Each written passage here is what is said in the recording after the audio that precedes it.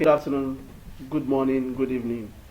Today we're going to look at data structuring as part of a setup manager process. On the screen here we have an Excel worksheet which have been formatted properly to enable you get accurate information and your data will not be misplaced or will be lost. So here we have the consultant's name, the title, the first name, and like that. We have three sheets here. The first one is the merchant detail, the merchant shop business details, and the product sheet.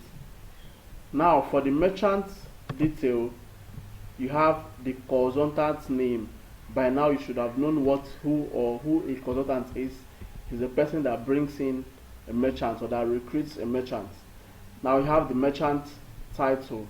So it can be Mr. You have his or her first name. Let's say Pere as the first name. Pere as the first name, and the last name can be Obi. The phone number, you enter it. If you watch down here, we have a semicolon up here, an apostrophe, sorry, up here, an apostrophe up here. So you make sure you don't tamper with that apostrophe so that your phone number can be entered in the format it should be.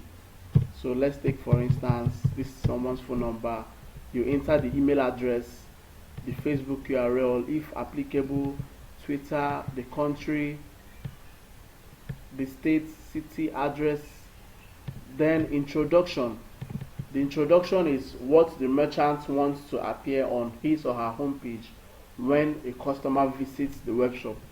So you can type whatever the merchant wants. Welcome to my world of shoes, for instance. Okay? Or of my world of computers. My world of computers. So that can be what the merchant wants to appear on his or her web shop. So that's that for the first sheet. Now move on to the second sheet, the merchant shop business detail. Now we have the registration number. Now this is the number in which the merchant used to register his or her shop with the corporate affairs ministry of the state wherever he is. So most times most merchants don't have any information for that, so we use 111. Now this is the tax ID. You enter it, the country Nigeria, the state, the city, the office address, the office phone, email address, the bank name. Then for the bank details, the merchant will have to enter this by him or herself so that they'll be very comfortable with it.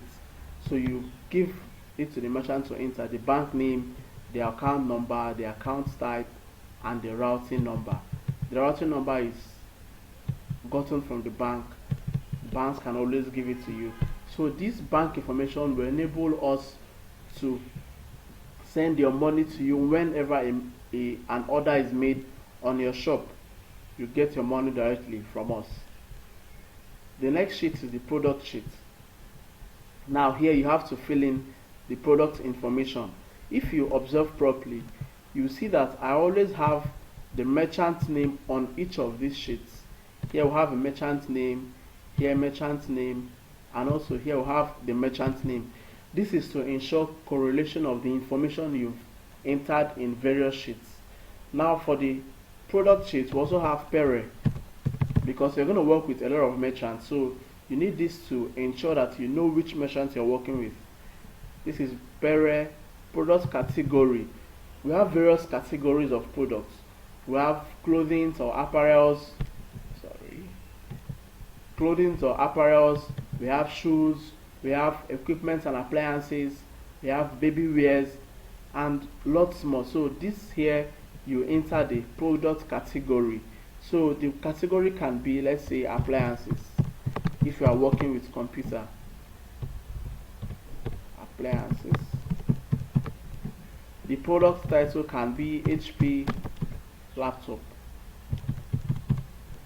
Then the description is just a brief description of what the laptop is or what the product is and something like that. So you can say it's a laptop that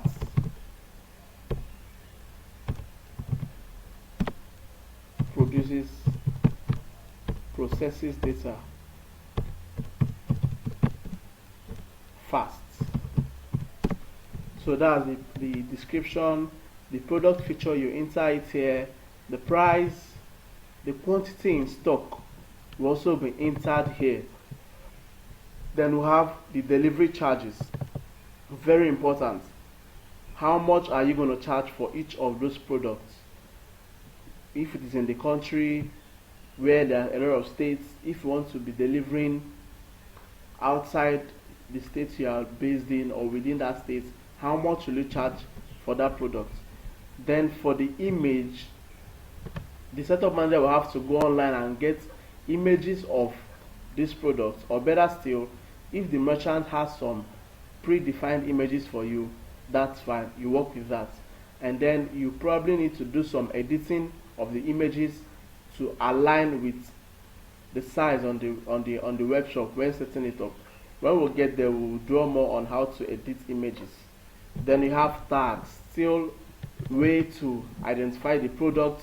You can call it a laptop, you can call it a PC and all that. Then the status, if it is active or if it is inactive. Then the options, various sizes. Is it black? Is it ash? Is it blue? What is the size? Is it 32-inch screen? Or what is the size? You just specify in options. So when you are done with data structuring, you realize that your information is now well gathered and well arranged, and they are good to go in your web shop setup, and it will be very easy for you. Thank you very much.